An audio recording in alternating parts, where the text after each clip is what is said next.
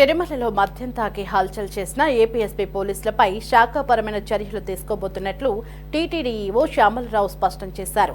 అన్నమయ్య భవన్లో dial your Yuvo కార్యక్రమంలో పాల్గొన్న శ్యామలరావు భక్తుల సందేహాలకు సమాధానమిచ్చి పలు సూచనలు చేశారు.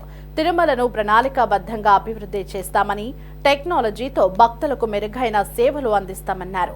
అదేవిధంగా తిరుమలలో చైనీస్ ఫాస్ట్ ఫుడ్ పూర్తి స్థాయిలో నియంత్రణకు చర్యలు తీసుకుంటున్న ఈవో భక్తులకు సాంప్రదాయ వంటలు మాత్రమే అందించాలని మరోమారు స్పష్టం చేశారు. నాణ్యమైన ఆహార పదార్థాలని సరఫరా చేయాలి. సాంప్రదాయ ఆహార పదార్థాలు అంటే ట్రెడిషనల్ ఫుడ్స్ ఏమన్నాయి ఎవరు ఇవ్వట్ల. ఎక్కువ మంది చైనీస్ ఫాస్ట్ ఫుడ్ సెంటర్ లాగా అయిపోయినాయి. ఇవన్నీ కూడా వాటన్నిటినీ తగ్గించి సాంప్రదాయ బద్ధమైన ఆహార పదార్థాలు ఇవ్వాలి. ట్రెడిషనల్ ఫుడ్ ఏదైతే ఉందో అవి ఇవ్వాలి. ఆ ఐటమ్స్ కూడా స్టాండర్డ్ లిస్ట్ ఒకటి ఇవ్వడం జరుగుతుంది. అంటే తప్పకుండా ఉండాల్సిన ఒక లిస్ట్ స్టాండర్డైజ్ చేసి ఈ లిస్ట్ అయితే ట్రెడిషనల్ ఐటమ్స్ ఏవైతే ఉన్నాయో అవన్నీ కూడా పెట్టాలి, కంపల్సరీగా పెట్టాలనేది కూడా చెప్పడం జరిగింది.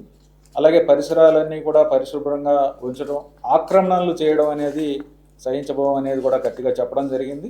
అలాగే ఈ సెంటర్స్లో చేసే వాళ్ళందరూ సాంప్రదాయ దుస్తులు ధరించాలి అనేది కూడా చెప్పడం జరిగింది. ఇప్పటికే ఈ నిబంధనలు ఉల్లంఘించినందుకు 20 ఫాస్ట్ ఫుడ్ సెంటర్స్ మీద కూడా ఇప్పటిదాకా ఫైన్ వేయడం కానీ ఇలాంటివి, అంటే హెల్త్ హైజీన్ మెయింటైన్ చేయకుండా, పరిశుభ్రత పాటించకుండా ఇలాంటివి చేస్తున్నందుకు వారి మీద కూడా ఇప్పటిదాకా 20 మంది మీద 25,000 రూపాయల పెనాల్టీలు కూడా వేయడం జరిగింది.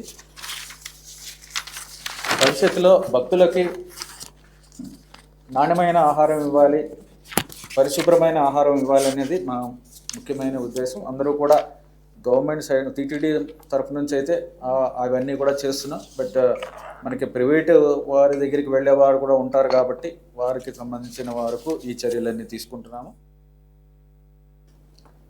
నాణ్యమైన ఆహార పదార్థాలని సరఫరా చేయాలి.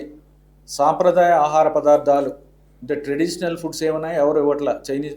ఎక్కువ మంది చైనీస్ ఫాస్ట్ ఫుడ్ సెంటర్ లాగా